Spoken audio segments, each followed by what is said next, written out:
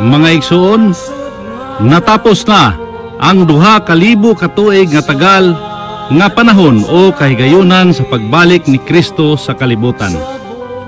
Mubanos niini ang 1,000 ka tuig nga si Kristo muhari uban sa iyang mga katawhan. Aron sa pagsubay sa kamatuoran, niini nahimugso ang programa nga The Kingdom of God ug ubos niini nga tulumanon nga consumatum est, natapos na ang tanan. Mga igsoon, ingnon ko kamo nga consumatum est, kay natapos naman ang buluhaton sa Dios niining pagkatapos sa 2,000 ka tuig ni Kristo, kay kiniman ang 6,000 ka tuig gikan nga nagpakasala si Adan. Maingon nga ang 6,000 ka tuig natapos sa Dios ang iyang mga buhat, og sa 7,000 ka tuig nipahulay siya. Maingon man usab nga natapos na ang 6,000 ka tuig, og ania nakita karon sa 7,000 ka tuig nga niini ang Dios mupahulay usab.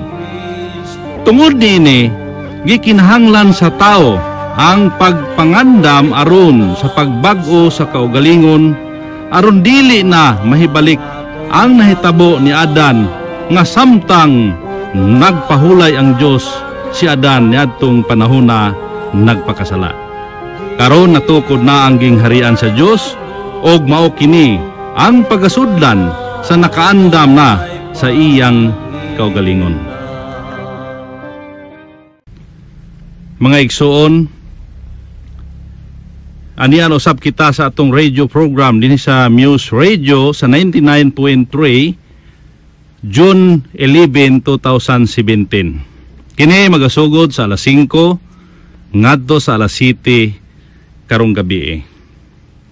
Ingon sa naandan, sa dili pa kita mupadayon sa unahan, mangayo una kitag katahuran, una sa tanan, sa atong balaang magtutudlo, Divine Mentor, Supreme Founder of the Kingdom of God, Mahal na Hari Philemon O. Bonanza. Mayong hapon diha, Mahal na Hari. O sa mga rayna, sa mga nanay, no? Sa tanang mga nanay diha, mayong hapon usab. Sa tanang mga hari o reyna, mga prinsipe o prinsesa sa pamilya sa atong Mahal na Hari, mayong hapon usab.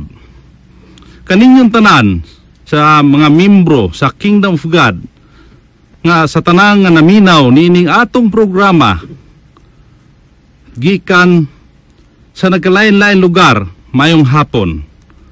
O sa akong mga kauban diri, no, sa gikan sa Region 1, si Haring Lito Iniquila, sa Region 2 si Haring Edgar Ligotom, o sa